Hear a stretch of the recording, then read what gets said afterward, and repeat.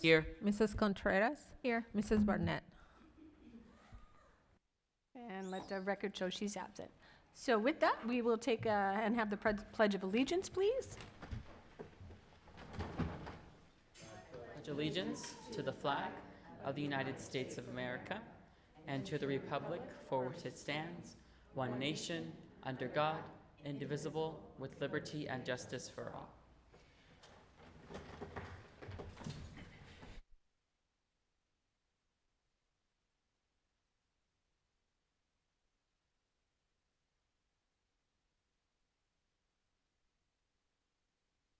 At this time, we'll take a few minutes for a moment of silence, please. It's a good time to silence your cell phones if you have them on. I've just got backwards. It's here. Okay, that's fine. So we moved item 5 up. Thank you.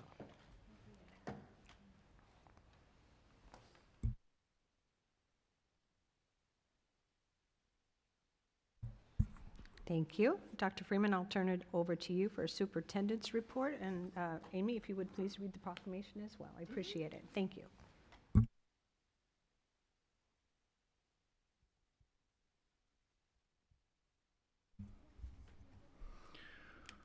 Okay, buenas tardes a todos, and welcome everybody this evening. Thanks for being here, either in person or with us on YouTube, listening to the video later.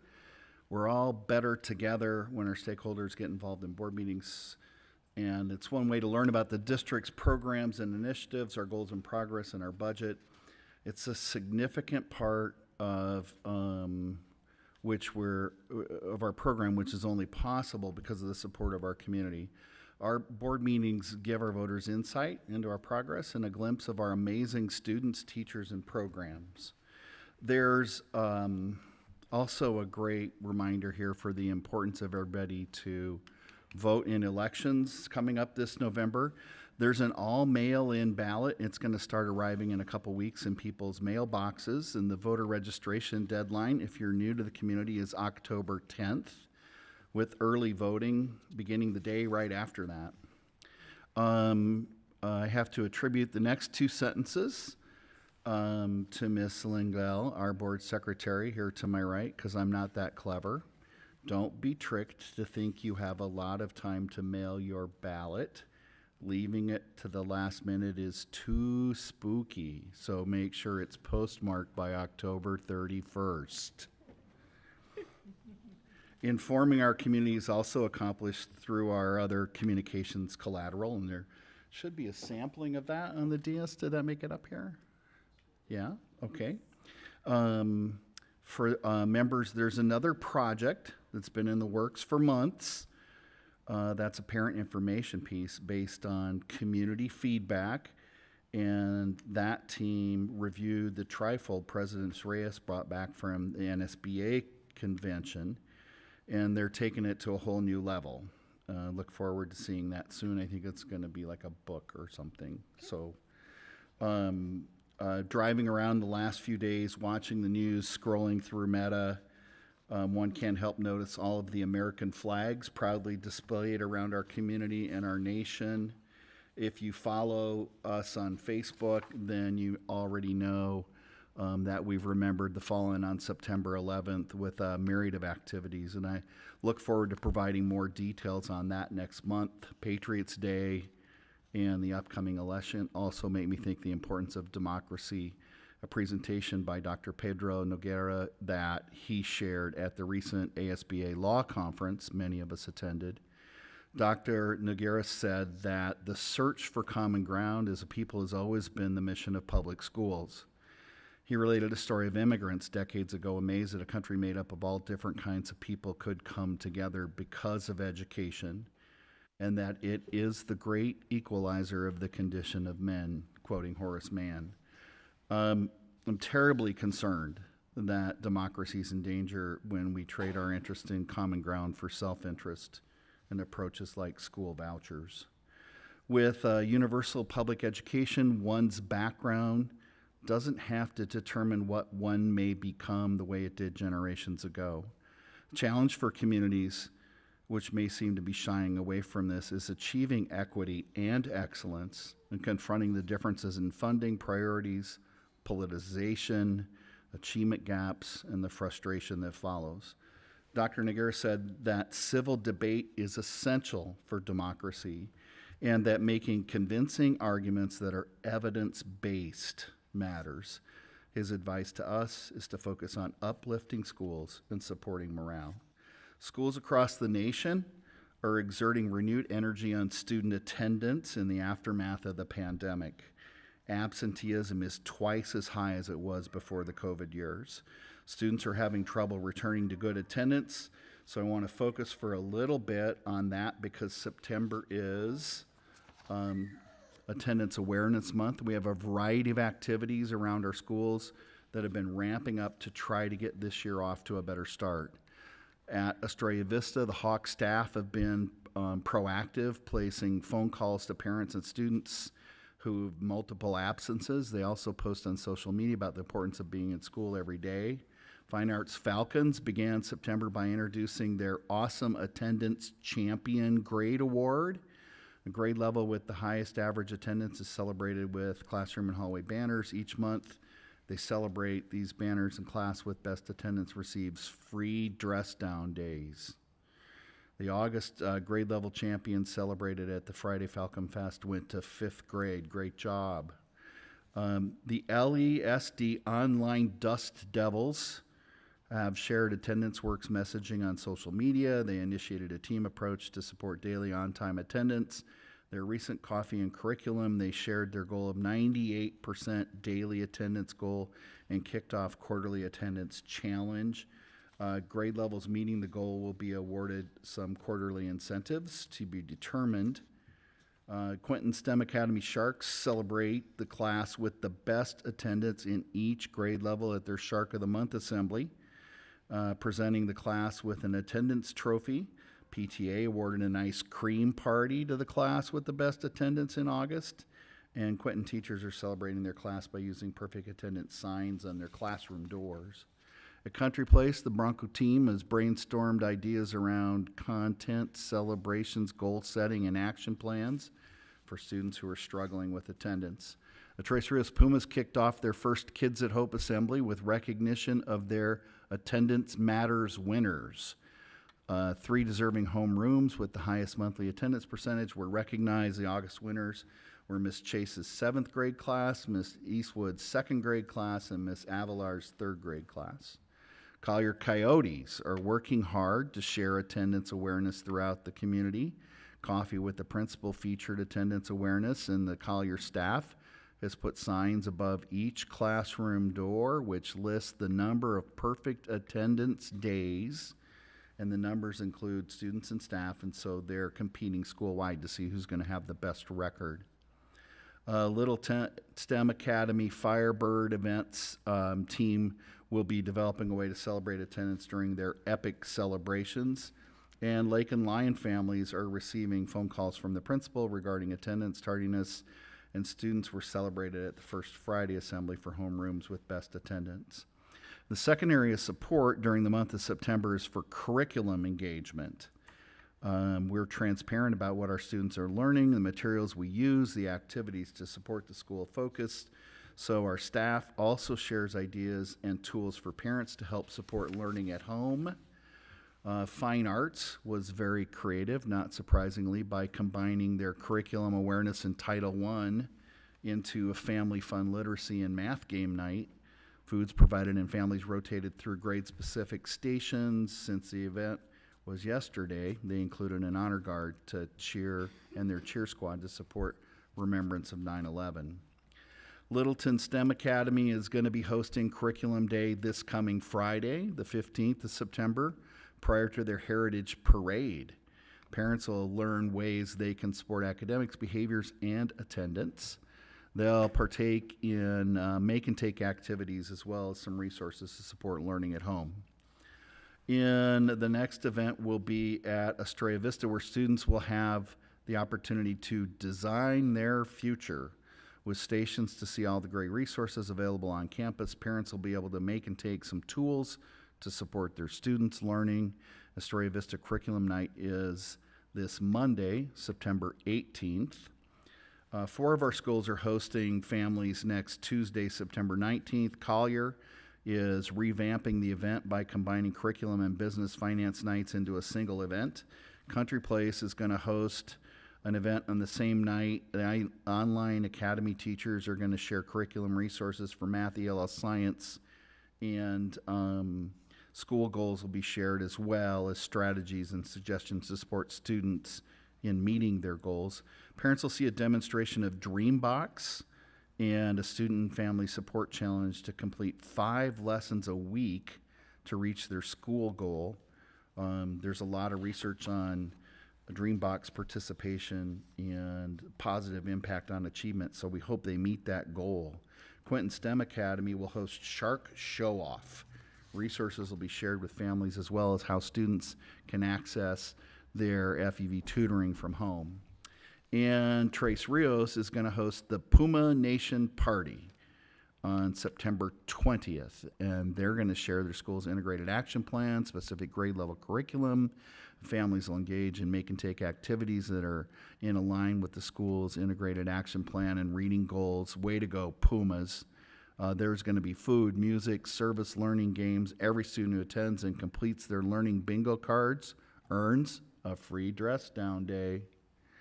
Our first season of athletics is off to a rough start because of the heat, but indoors, teams are moving along, like the Lady Mustangs, who just took home a win last week against Collier. The basketball team is undefeated this season so far. I probably jinxed you. We should also congratulate Tres Rios teachers who compete before the Kids at Hope Assembly. To their students' delight, Ms. Hopp and Ms. Valenzuela took the win. I don't know if I have those names right. In closing, I'd like to express our appreciation to the Larry Fitzgerald Foundation for a $5,000 donation to support reading, campus, and technology. And that's all I have this evening. Yeah, proclamation. She knows. She made me go first. Thank you, Dr. Freeman. Amy, if you would like to read the proclamation. Sure. Whereas substitute teachers are an essential part of the education of our children, though they rarely receive the recognition or gratitude from the community they deserve. And whereas when teachers are absent, a substitute teacher who can maintain order and continuity of learning is a valuable asset to any school district. Whereas every substitute teacher must be very flexible in order to adapt to different teaching styles and planning, as well as command the respect of the young people he or she may be teaching on a given day. And whereas the substitute teachers of Littleton will be recognized for their valuable and meaningful contributions that substitute teachers offer to the world of education on a daily basis. Now, therefore, be it resolved that as the governing board of Littleton Elementary School District, I proclaim that our schools will stand with the nation in recognizing September 4th to the 8th as Substitute Appreciation Week. Thank you, Amy. Now we'll move on to item 6. Is there board member statements? So I have 2. I just wanted to let, I attended the ASBA Law Conference, and the session I sat in was informative, but yet very sad, and it was on guns in schools. And it talked about that being on the rise and the due diligence and need we have to figure out whatever that is that it takes to curb that type of violence.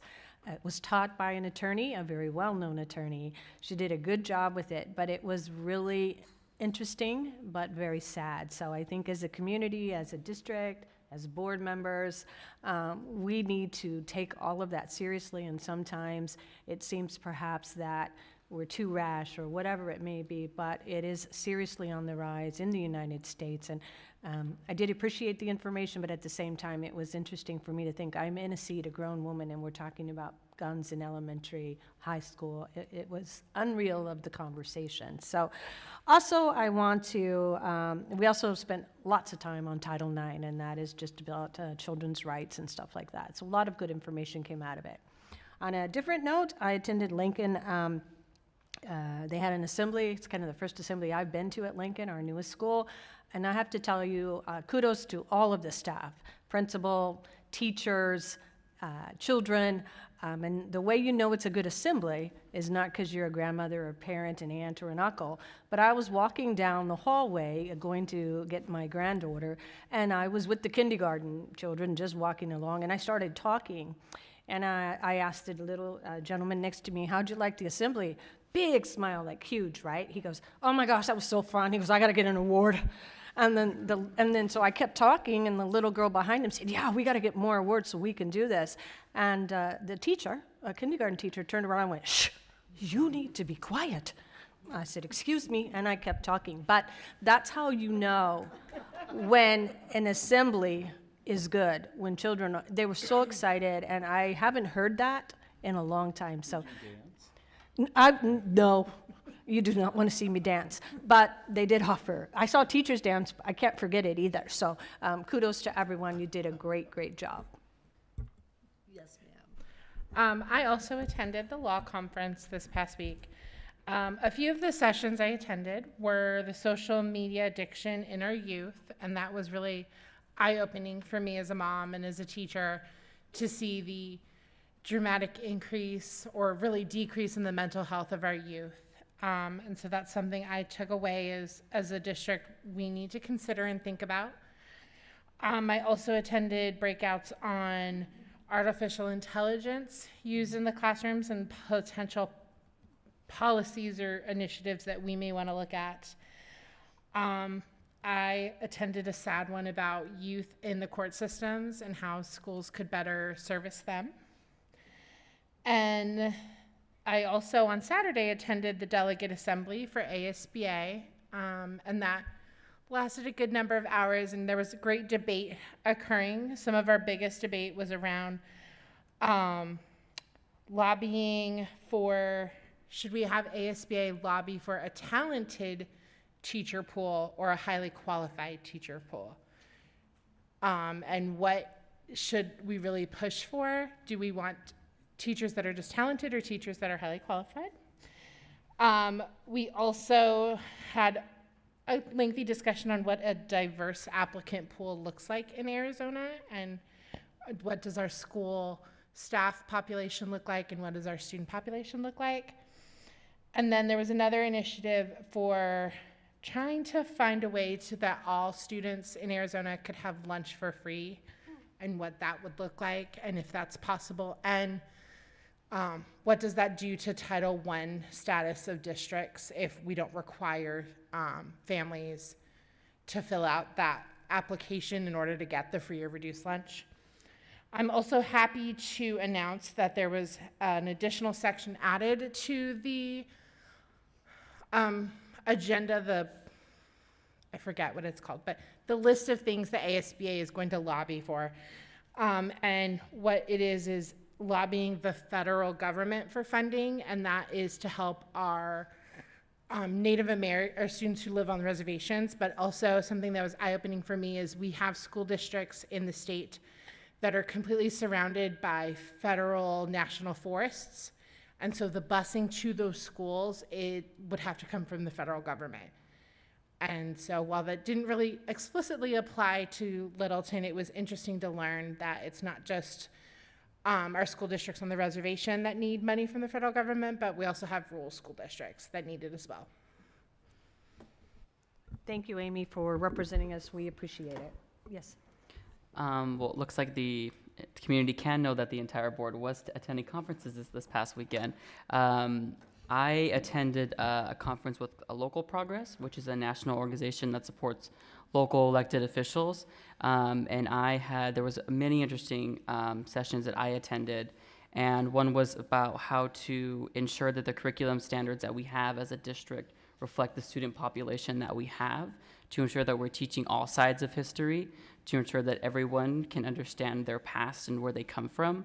And another one that was really interesting to learn about was what community schools are. I think schools have always been looked at as a place of just educating students and then kind of forgetting about them when they walk out the door. So it's kind of reimagining the way that school districts, and it was models that were shown to us about how can schools be not just a hub for learning, but a hub for the community to support them.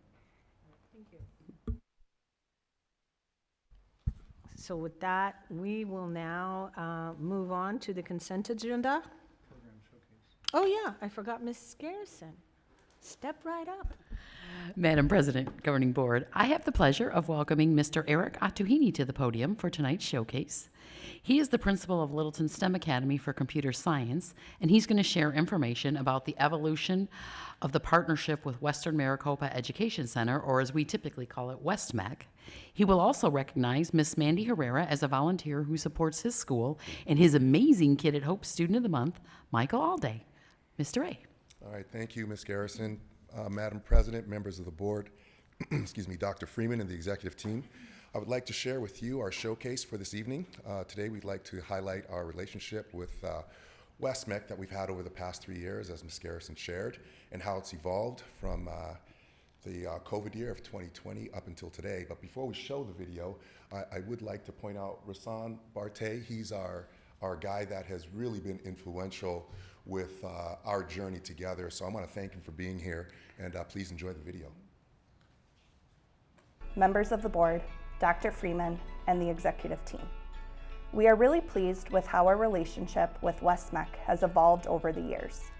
They have been a partner and a friend of the school for the past 3 years. Rashawn Barrett has been our point of contact and has been the most influential person in making this evolution of our relationship a reality. We started small and had WestMAC help us with facilitating our virtual Hour of Code event for our students and families in 2020. We used the Zoom platform to bring this event to our students and families.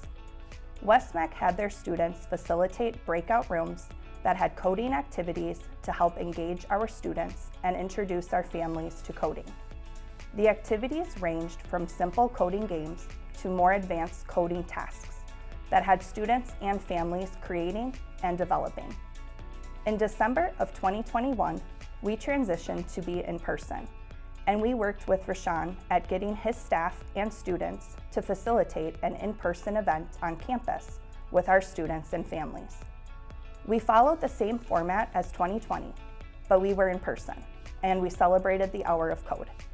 Students and families experienced coding tasks that were facilitated by students and that varied in complexity from playing games to creating programs. In 2022, we sought to expand our relationship. We had WestMAC come support our Hour of Code in December again with our students and families. And then in January of 2023, we sent our 8th graders to WestMAC to see their facilities and also to engage with their students and coding activities. Rashawn and the staff discussed opportunities that will be available for our students when they get to high school and the benefits of going to WestMAC to develop a high-tech skill for the future. In 2023, we will continue with the same practice where we will welcome WestMAC staff and students to our campus to work with our students and families. This will be a day event where we will invite parents, and we will have a schedule where more students will be able to engage with coding with the WestMAC students and staff. And then when we go visit in January of 2024, we will take the 7th and 8th graders. We want to extend a special thank you to Rashawn Barrett and the good people at WestMAC for helping us introduce our students and families to coding opportunities that are rich and meaningful over the years. I also want to thank Miss Elizabeth Johnson, who was the narrator on that video. She did a really nice job. I would like to introduce to you, Madam President, members of the board, Dr. Freeman, and the executive team. I'm pleased to introduce you to our Volunteer of the Month, Mandy Herrera. Please enjoy the video. President, members of the board, Dr. Freeman, and the executive team. It brings me great pleasure to introduce you to our Volunteer of the Month, Mandy Herrera. Mandy has been supporting the school for years in a behind-the-scenes role. She's at our events helping with setup and breakdown of the materials. She's an active participant during events, doing all things such as running games, selling Firebird merchandise, and directing families. This year, she will be taking an in front of the scenes role as our PTA president. It has been a pleasure having her support over the years, and we are excited to engage with her in this new role. Thank you, Mandy, for all that you've done over the years for the Firebird community, and we look forward to our continued partnership down the road.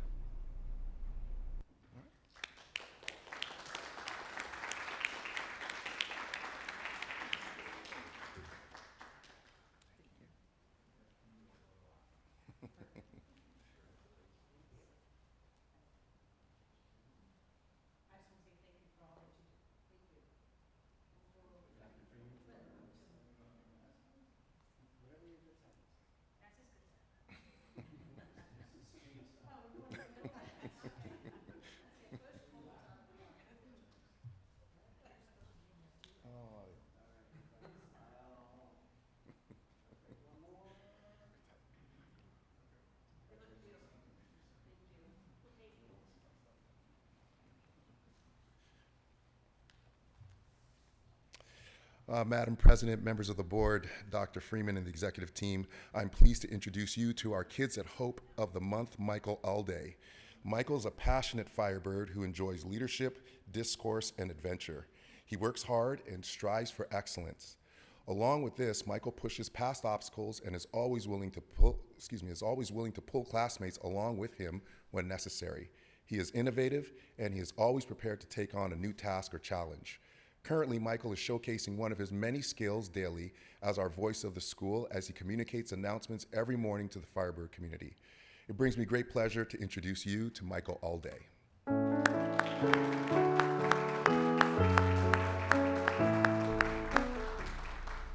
Hello, my name is Michael Alday and I am the Kid I Hope for Littleton STEM Academy. Littleton is an excellent school to attend because the staff here is charming and you could always count on any Littleton teachers and staff to help you. I am committed to being successful and working towards my school's goals of being epic, which is showing effort, being prepared, showing integrity, and having compassion towards one another. My ace is Mr. A because he is very nice and respectful and holds others accountable. Another ace for me is my dad because he is hardworking and cares for one another and makes sure things get done, and he is also compassionate. My mom is my other ace because she is also hardworking and compassionate and tells you like it is. Both of them believe I could achieve academically and know that I could achieve my goal of being a lawyer. I have the opportunity to do the morning announcements to set everyone up for their day.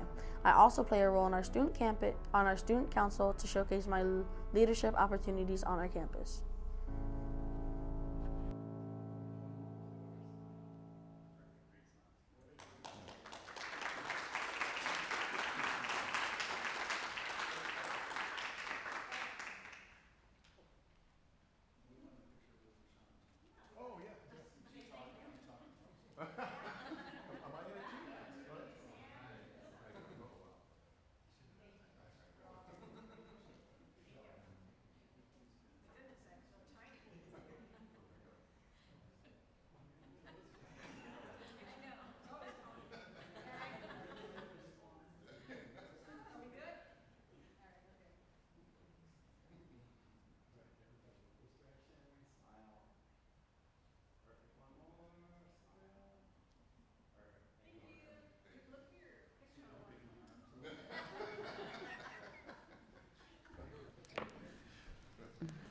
Thank you, Mr. Atuhini.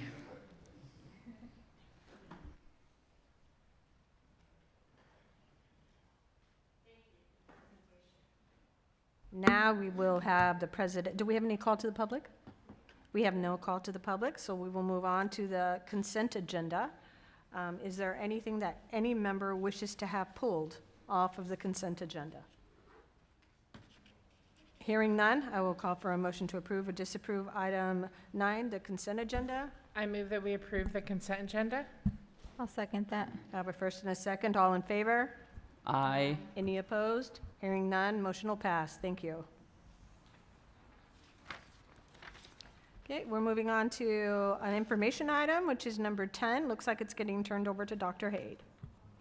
Thank you, Madam President, members of the board. I'd like to welcome our Director of State and Federal Programs and Assessment, Mr. Brian DeLesio.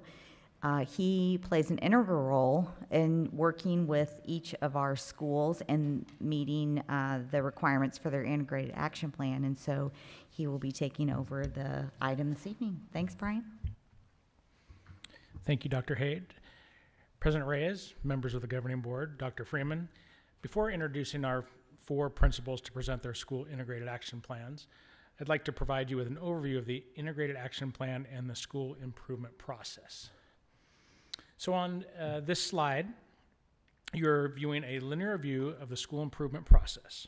School plans were developed to address the unique needs of each school site. Each school site engaged in the following process to develop their school site integrated action plan. The first step in the process is the Comprehensive Needs Assessment, also known as the CNA.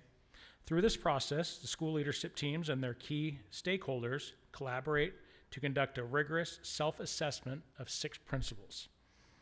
Those principles are effective leadership, effective teachers and instruction, effective organization of time, effective curriculum, climate and culture, and family and community engagement.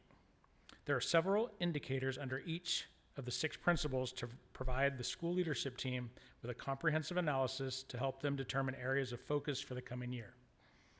The second step in the process is the identification of a few focus areas and a root cause analysis, identifying the key factors for goal setting in these areas. After discussion among the leadership team and analysis of data, key indicators under specific principles are selected as areas of focus, and a root cause analysis process is conducted to determine the foundational reasons that underlie specific areas of concern. The third step in this process is the articulation of needs, goals, strategies, and action steps.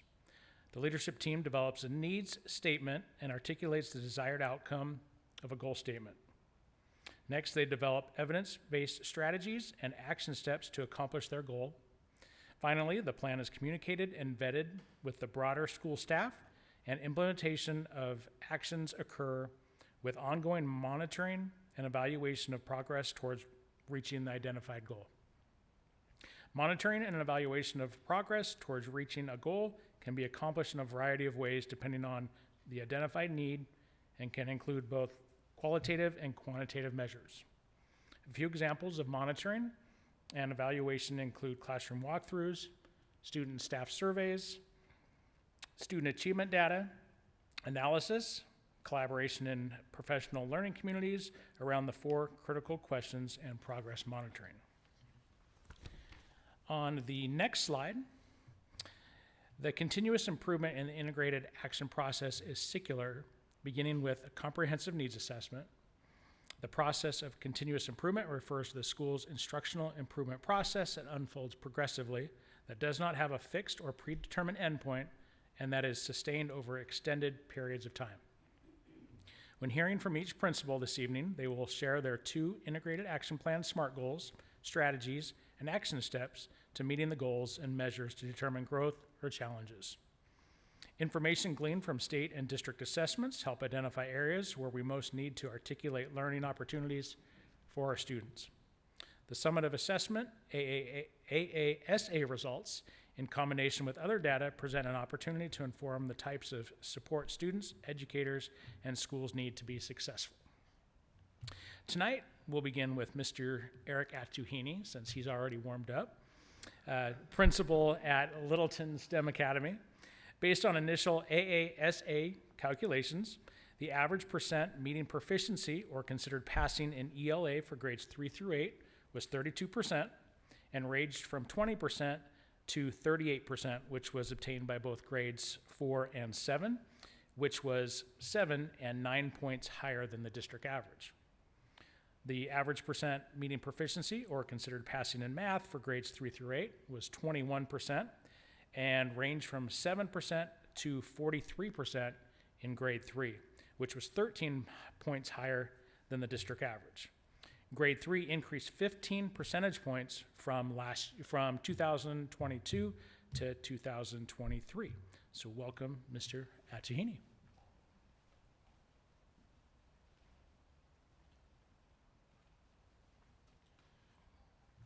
Greetings, Madam President, members of the board, Dr. Freeman, and the executive team. I'm pleased to share with you our goals for the upcoming school year for Littleton STEM Academy.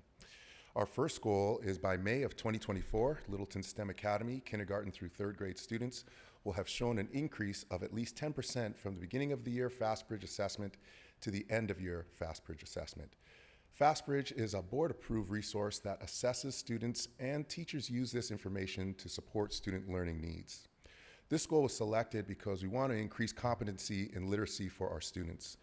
The root of our concern is we want to build capacity amongst our staff when it comes to the design of their lessons, their delivery, and the quality of student practice opportunities in class. We believe that this goal will help our teachers to develop their skill set in teaching English language arts. We will build competence through targeted professional learning for our staff on our Wednesday professional development days. We'll also use our collaborative teacher teams that will focus their meetings on student learning and on results.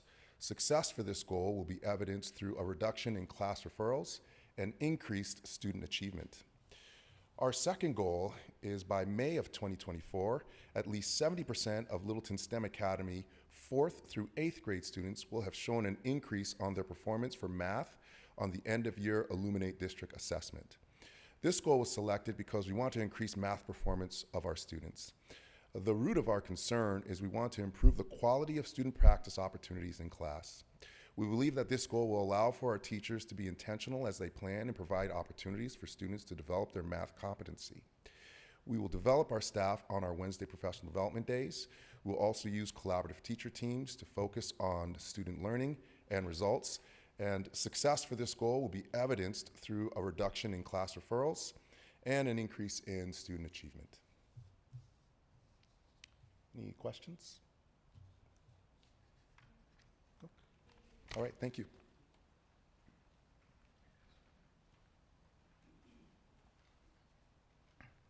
Next, we will be hearing from Regan Headings, principal at Collier Business Academy. The average percent meeting proficiency in ELA for grades 3 through 8 was 25% and ranged from 16 to 34%, which was in grade 8, and that was 7 points higher than the district average. The average percent meeting proficiency in math for 3 through 8 was 18%, and that ranged from 11% to 24% in 7th grade, which was 10 points higher than the district average. 7th grade also increased 8 percentage points from 2022 to 2023. So welcome, Ms. Headings.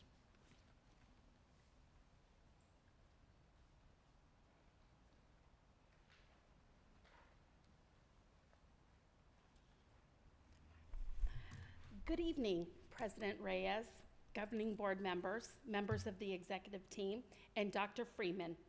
Thank you for this opportunity to share Collier Business Academy's Integrated Action Plan. Collier's first goal is 70% of students in grade 4 through 8 will make typical or high growth from the pre to post district math assessment by May 2024. Our primary emphasis is to make a shift from a focus on teaching to student learning. This shift of attention will ensure that all students are learning at high levels.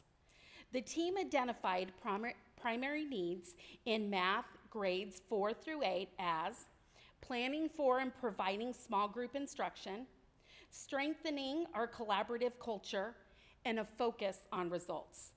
Teachers and students will use data to effectively make decisions and set goals. All students will receive support through the implementation of WIN, What I Need, and planned interventions and enrichments. Students will monitor progress towards mastery of essential standards, computer programming goals, and growth measured by these essential assessments. These goals will be presented twice a year at our student-led conferences. Dreambox is one board-approved resource and an example of data utilized for students to set goals school-wide. Student self-efficacy is illustrated by tracking their own data and setting new goals and celebrating their successes. Teachers are refining their implementation practices and ensuring these goals are being met. Success for this goal will be evident by increased growth and proficiency in benchmarks and AASA assessments.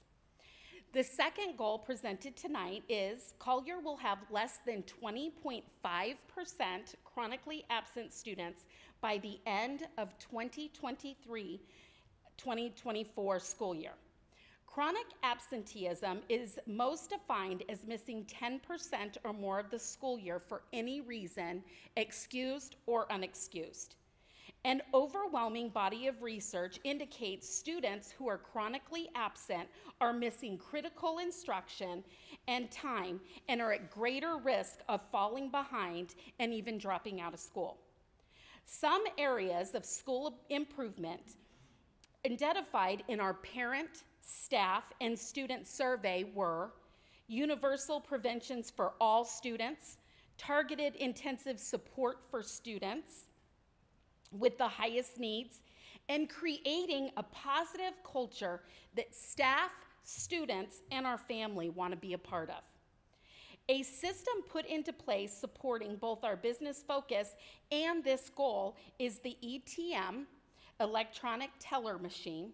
ETM offers innovative solutions by providing a mobile application that replicates a credit card system, enabling us to teach financial literacy and support our school-wide expectations.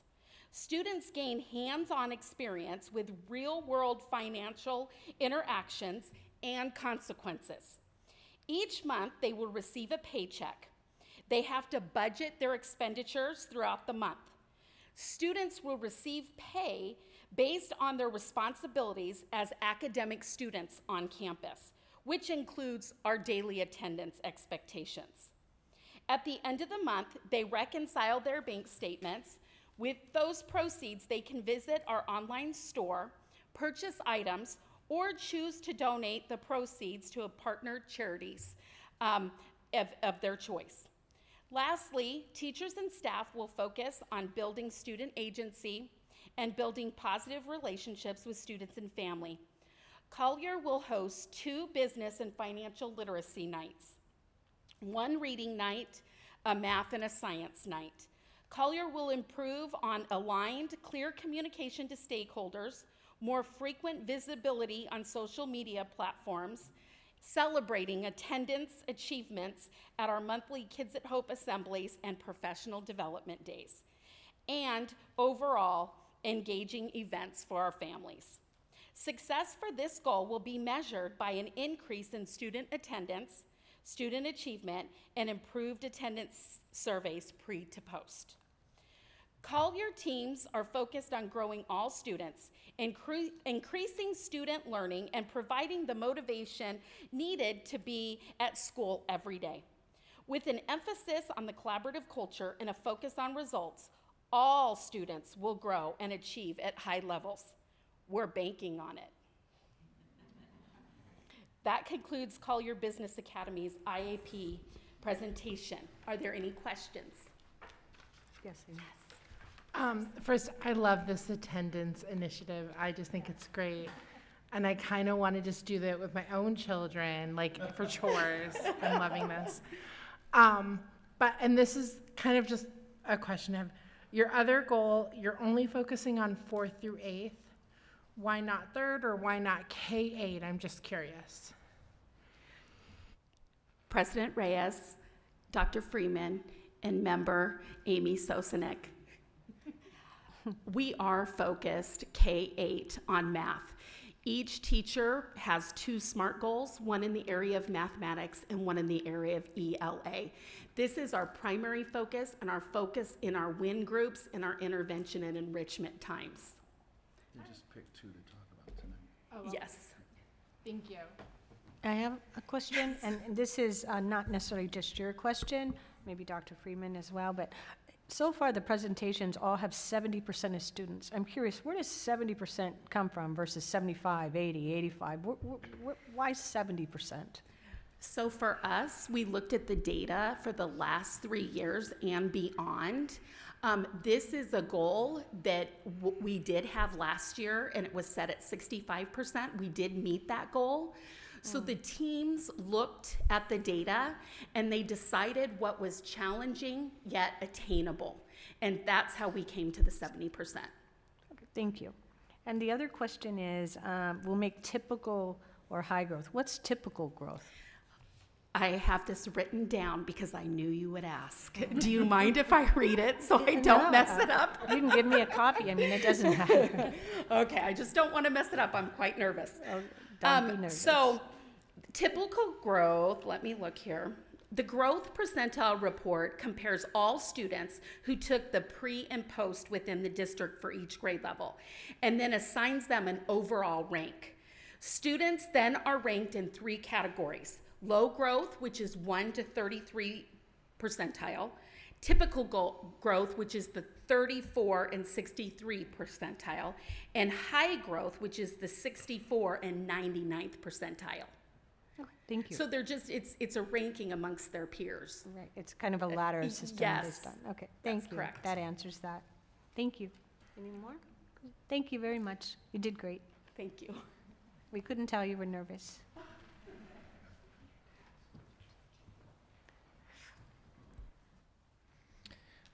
Thank you, Ms. Headings. Now we'll hear from Carrie Chikas, principal at Quinton STEM Academy. The average percent meeting proficiency in ELA, as evidenced by the state assessment for grades 3 through 8, was 23% and ranged from 18 to 33% in grade 4. Grade 4 increased 6 percentage points from 2022 to 2023.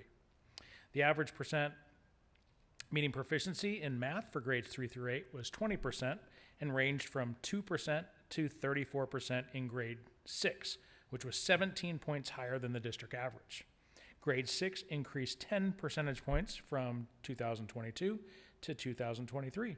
Welcome, Ms. Chikas.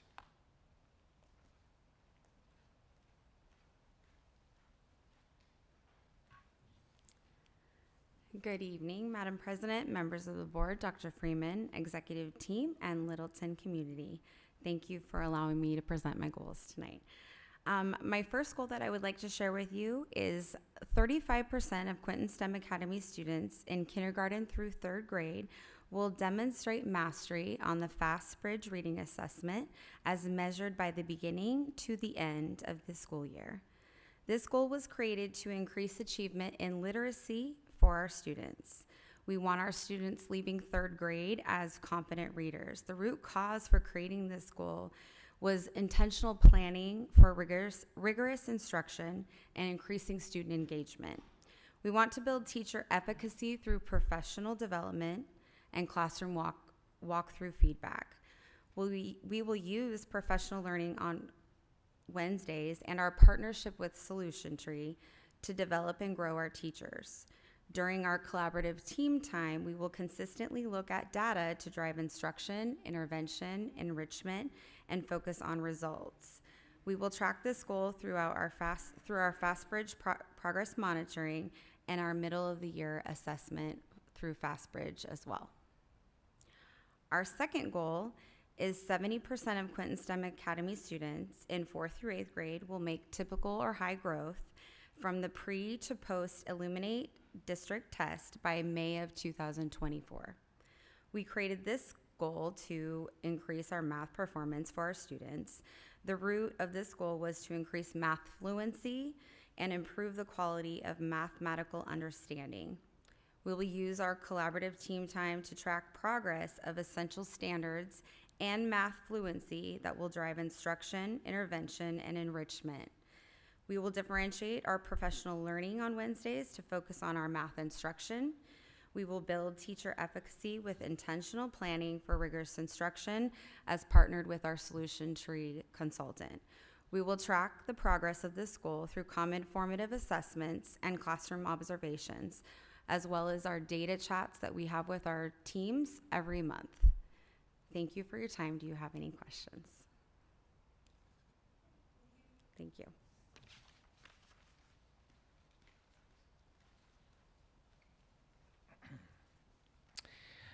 Last, we'll hear from Miss Amy Rendon, principal at Tres Rios Service Learning Academy. The average percent meeting proficiency in ELA for grades 3 through 8 was 24% and ranged from 15 to 40% in grade 3, which was 13% higher than the district average. Grade 3 also increased 18 percentage points from 2022 to 2023. The average percent meeting proficiency in math for grades 3 through 8 was 19 and ranged from 7% to 43% in grade 3, which was 13% higher than the district average. Welcome, Ms. Rendon.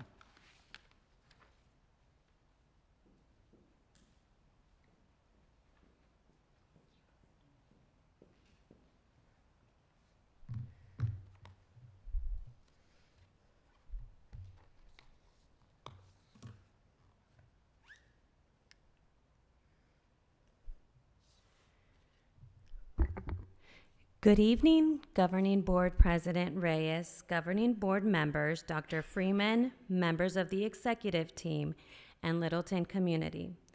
As the proud principal of Tres Rios, I am excited to share with you all our goals for this upcoming school year. Our first goal is, by the end of the 23-24 school year, 33% of Tres Rios students in grades kinder through third will increase by 1 proficiency level on the pre to post FastBridge reading assessment.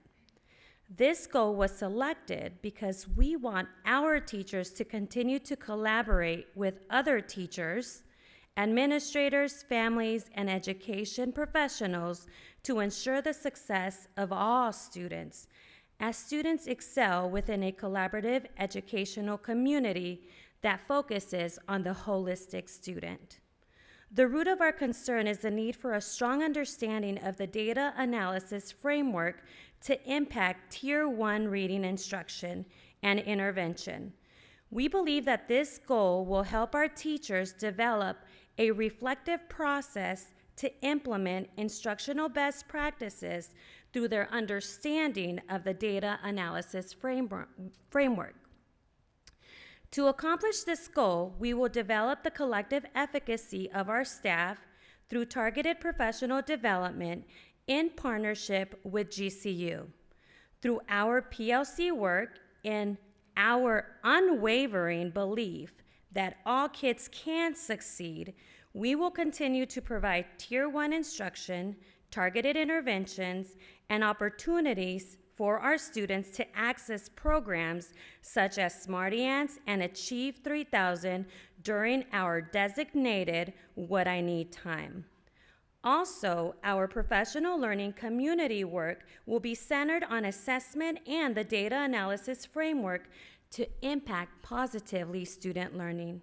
Success for this goal will be evidenced by an increase in ELA, student achievement through FastBridge, district benchmarks, common formative assessments, Achieve 3000, Smarty Ants, and end-of-year AASA data.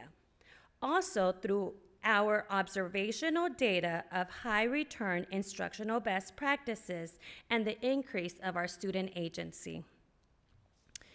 Our second goal is, by the end of 23-24 school year, 66% of 4th through 8th grade students will make typical or high growth from the district pre to post math test.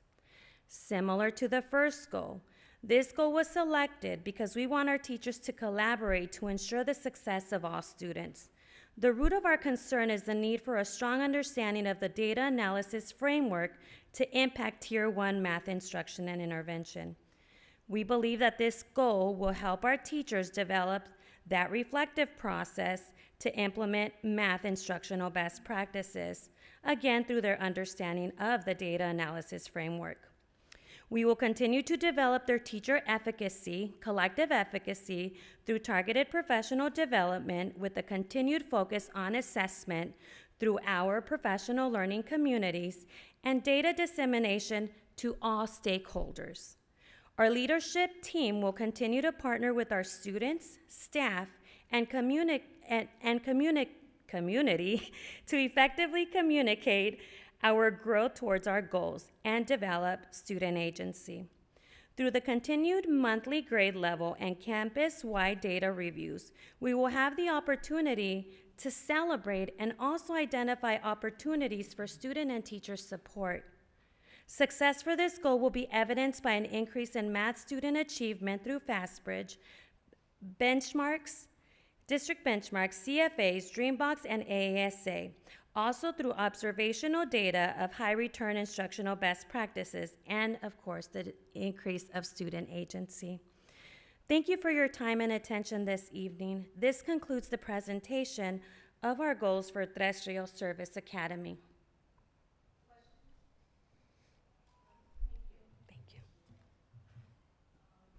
I just have some questions for you, Dr. Freeman. So is there any kind of grid that you can present to us that shows us surrounding districts, how we rank among them, maybe currently and then at the end of our integrated action plan? And I know the population varies, and I know, but some general benchmark. So one of the things that we do annually is to look at the AASA, which is the new, used to be Ames, used to be AZ Merit, used to be. So it's the state standardized test. And what happens is the districts get preliminary scores that we would say loosely aren't clean. So there's kids with accommodation language needs who maybe weren't in school for a full academic year. All of the data is thrown in together. And then some of it's validated and invalidated for use in evaluating schools and teachers. And so that process is ongoing, and until that becomes released by the Department of Ed, we have ours, but we don't have everybody else's. So what we have planned for the next meeting is to be able to show comparison of those state scores. Now, the tricky thing is on other measures, unless you're doing the same test the same way, you don't know necessarily how they compare. So there are some kinds of tests that are called power assessments, and some of you may have heard of NWEA, which is incremental math. And in a power assessment, you answer questions. If you get 3 or 4 of them right, you move up to something more challenging. If you don't, you'll stay where you're at. And so it's an adaptive test. On the computer, the test will change depending on how you score, and they can really zero in on skill sets. I'm not sure what that costs now. It used to be $8 or $9 a kid, and we haven't purchased it. But then they have a national database. They can compare how your kids are doing. It's only in math, it's not in literacy. Some of the stuff for FastBridge and some of the other products we bought, those publishers have comparison data that we can ask for to see how we rank. And they'll also have some demographic data so we can check for kind of the fairness. But it's a challenge because every test is different and comparing different tests. But the AASA we will have, I think we'll also have an estimate of the school letter grades. And I think I told the board in an update, one of the strengths of our schools has been in growth. And in the grade analysis that's also coming out at the next meeting, the State Board of Education was reviewing what they call cut scores. So they add up the points all the schools earn, and then they decide if an A is 35 points or 36 points or whatever. So there's some philosophical disagreements on the board at times, and so they've studied it, and they're going to decide it, I think, next month as well. We don't expect a huge departure from kind of where they're at, even though there is that kind of debate going. And they've used student growth percentiles. This year, next year they plan to layer in student targeted growth, which is a little more of an arbitrary measure. It's kind of invented by the state of Arizona based on our 4 levels of testing, if you're proficient or highly proficient, and then your advancement toward that. And so there's some equating between those points that happen. But what student growth percentile does is it compares like kids to like kids. And what I mean by that is not, you know, their race, religion, national origin or anything, but the level they tested at in the prior year. So low score kids compared to medium score kids compared to high score kids to see how they grow. And it doesn't look at the reason they're scoring low. They could have scored low because they missed school. They could have scored low because they don't know a lot of English.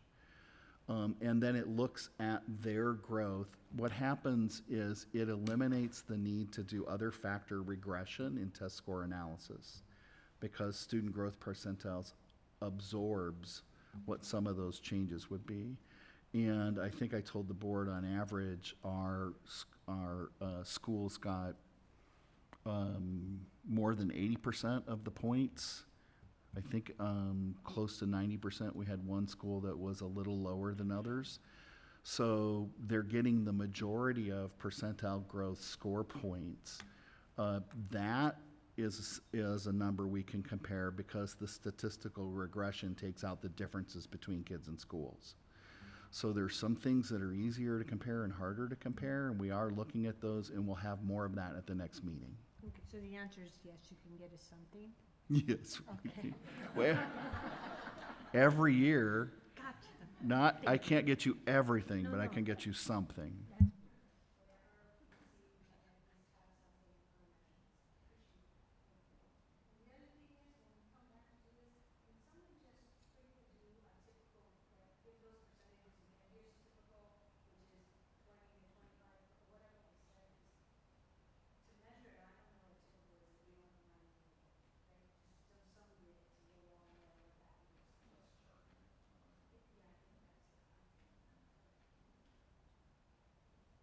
All right. Any more questions? Yes, sir. So just from my understanding, thank you for the presentation to all of our amazing principals. I personally love SMART goals, so I'm happy that we're using SMART goals for this integration plan. And just to be, this is only for these 4 schools. This is only required for the Title I schools. So that means only 4 schools. I believe the other schools are presenting in a Okay. future In a future we meeting. just Okay. split them into 2 meetings Split 'em because into there's 2. so many. Okay. Okay, perfect. I just wanted to know that. Yep. Any more questions? All right. Next, we're going to go to Mr. French, Bond and Override Expenditure Report. Thank you, President Reyes, Governing Board, Dr. Freeman, Littleton Community. This evening, I'll be reviewing with you the fiscal year 23 bond and override expenditure report. We will review our current bond authorizations as passed by the voters in November of 2017 and 2021, as well as the M&O and capital overrides. There are 2 statutes that govern this presentation. This presentation must include the progress of the bonds and override funds and must occur between September 1st and October 31st annually. We figured we'd do it now instead of during the AFR presentation. So we're saving you a long meeting in October. Littleton passed a bond election in 2017, which authorized the district to sell $22.7 million in bonds. As you can see, those were all sold over subsequent dates, and we have 0 authorization left in that series. With the construction of Lake and Prep, the district has spent the entirety of the 2017 bond series. This was expected as we had approximately $12 million left over last year in funds to begin construction and pay for a part of the GMP, which was the guaranteed maximum price of the contract.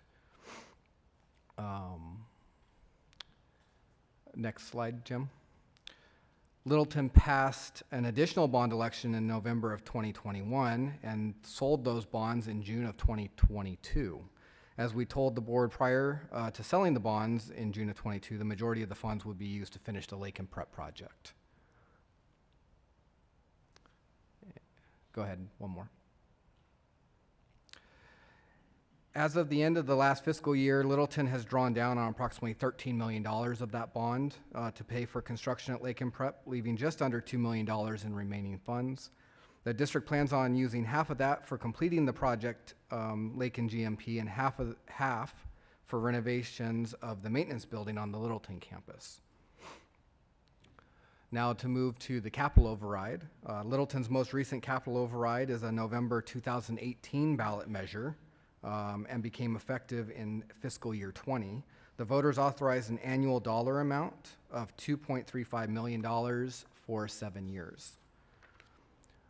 This slide shows us the total budget by department as well as expenditures through FY23 and the remaining budget for the remaining 3 years of the override.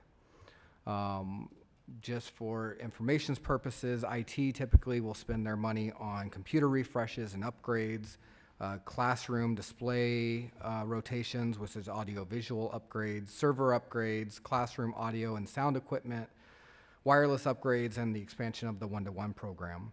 Ed Resources will typically spend their money on library books, digital media, adopted textbooks, instructional aids, instructional software, assessment materials, supplemental instructional aids, and software.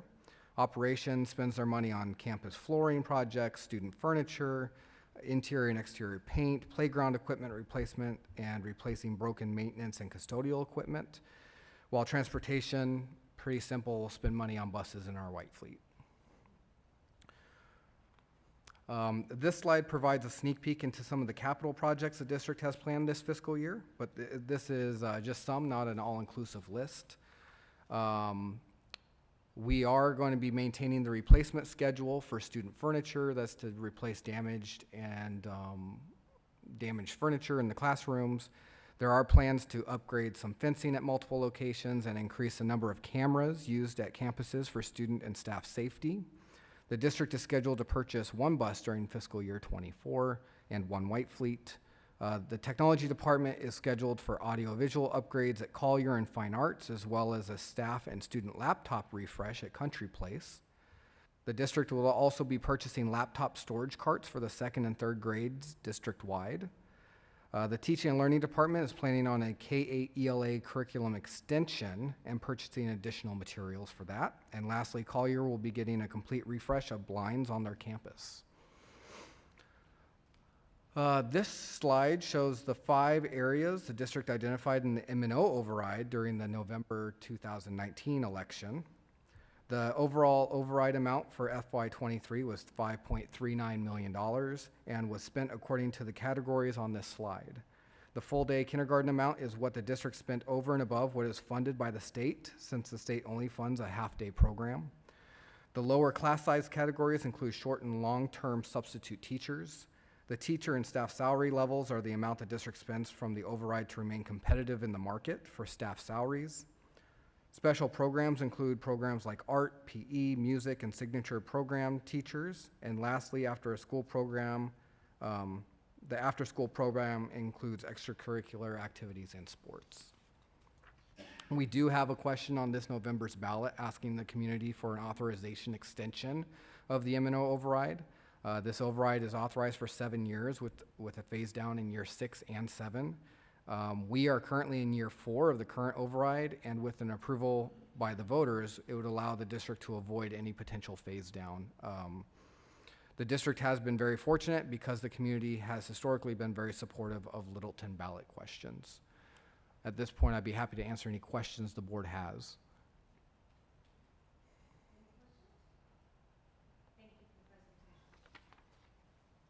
All right, now we'll move on to the last item, which is the discussion item of the Littleton ESDA SBA affiliation. So first, I'm going to preface this conversation. This is a hard conversation. When you have discussions, they're difficult, but we've always had a motto in this board that we don't gossip between board members. We don't share those kind of conversations.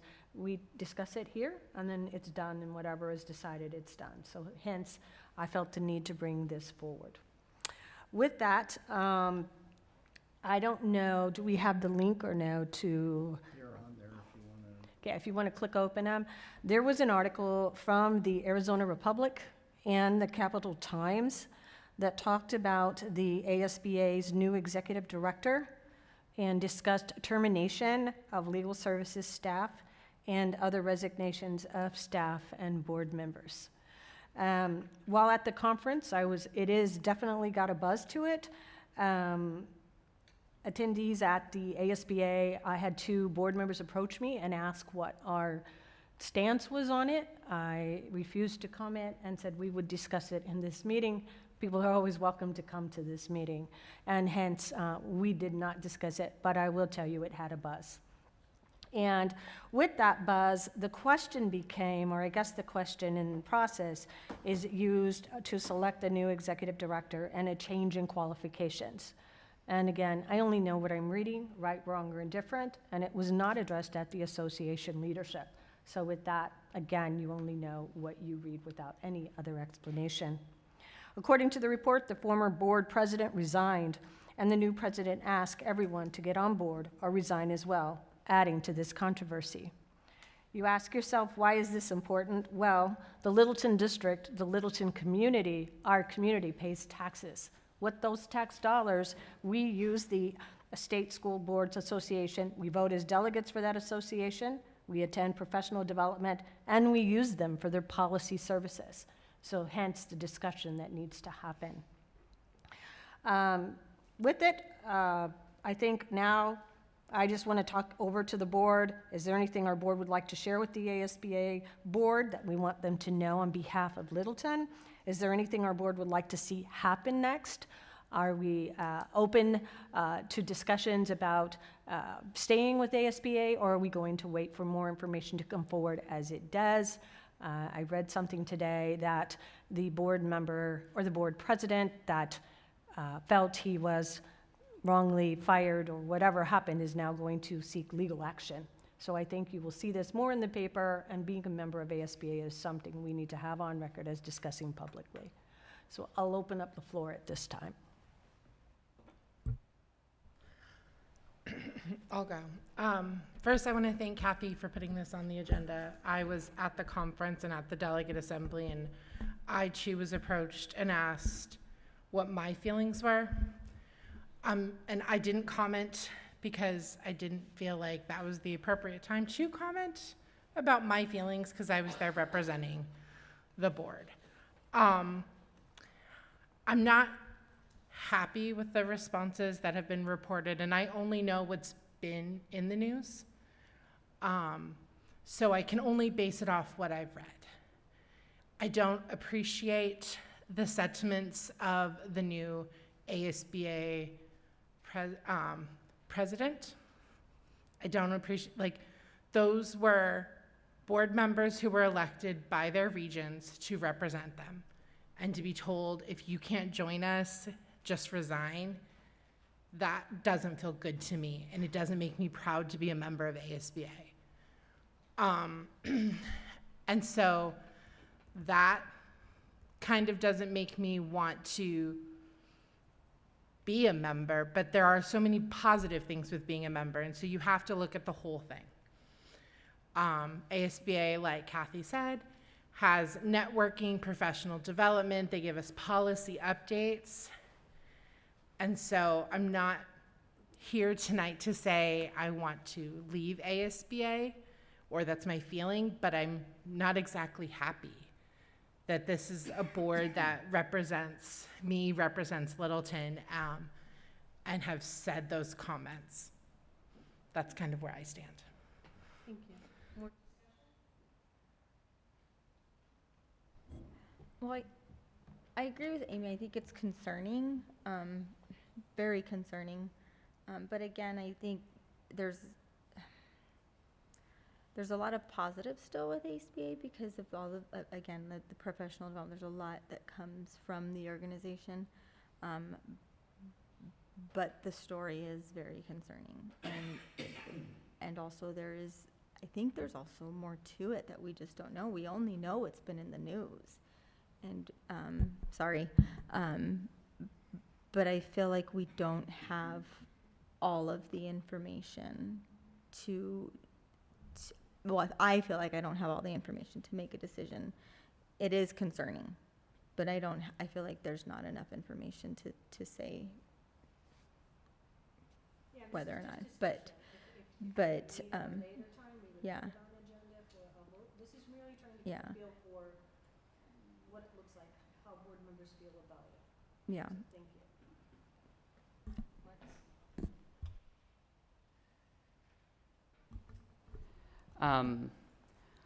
Well, obviously, this is as a new board member, this is a very touchy subject. I know very many board members that are really close friends, board members that I'm with that are a part of the association, and our the county director. And I mean, there's not much personally that I want to say to this item. I don't know how many boards are actively having this discussion at a public meeting. So, you know, President Reyes, this is your item, and you know, you brought it to the board's attention, and I just think I'm hopeful for the future of ASBA. I've learned a lot from ASBA as a new board member. Bolts was very helpful to me, and I think that having a new executive director who's actually a school board member, and let alone is one of our school board members in one of our feeder school districts. So I think we should take this change positively, but also understand what has happened, what is now considered the past. And I think that whatever the board decides to do, obviously I will support whatever the board ends up doing, whatever that is, but I don't really have much to it. I also want to add that our superintendent did make a phone call to our executive director, asking to meet with our newly executive director to have a discussion about me as an individual board member. So I just want that to be out there, that I know there's going to be a lot of changes at ASBA, but I think it's important that we understand that there is a certain balance between the board and the superintendent, that when it comes to understanding the differences that we individually share as board members, that we understand that we have to act as professionals and our roles that we are, because we, especially as board members, were elected by the public to hold the district accountable and to ensure that there's proper maintenance and overseeing the district. So that's just my personal opinion on it, and I'm happy to have a continuing conversation. Thank you. To answer your question, I don't know how many board members are doing it publicly. In my thoughts, shame on them if they're not. They have an obligation to their taxpayers to at least, not saying someone's right or wrong. I don't know. I just know what I read, and when I have community ask me about it, I have an obligation to say, I don't know. You're absolutely right. ASB has brought good things. They've done a lot of good. They've given a lot of support to districts. I'm not recommending one way or the other. I think I agree with Sarah. The cards will be dealt. They'll continue to deal. I don't believe this is over. I think there'll be more to come. And I think we wait and see. Again, sometimes what you read is not true, right? It's only a piece of the pie. And I'm very clear on that, but it is public now. Our constituents can know we've talked about it, and that we are aware, and that we are a fair board, and we'll sit back and wait and see what outcome comes of it. And then at that time, if there's different decisions that need to be made, we'll bring it back public. Otherwise, we won't discuss it again until more information is brought forward that maybe it is worthy of a discussion. Is there any concern with that approach? All right, well, I appreciate that. And with that, oh, did you have a comment, sir? I'm sorry. Thank you, Madam President. I just wanted to not leave people with the impression that the reference to the superintendent was accurate. When we were discussing open meeting law, I talked to staff at ASBA. They directed me to Mr. de Palacio, who was not the executive director at the time, because he had been working with Mr. Cisneros on his campaign, and I didn't call him. We had a conversation at a meeting in the hallway.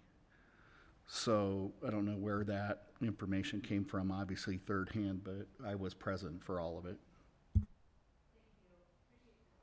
I think that's enough discussion about that topic, and appreciate you clearing the air, and appreciate having a discussion and ending it now. So with that, I think that's the end of the of the meeting. We'll call for an adjournment at 7:19. Can I have a motion? I move we adjourn at 7:19. I second. Thank you. All in favor? Aye. Aye. None opposed? Hearing none. Motion adjourned at 7:19. Do we have things to sign?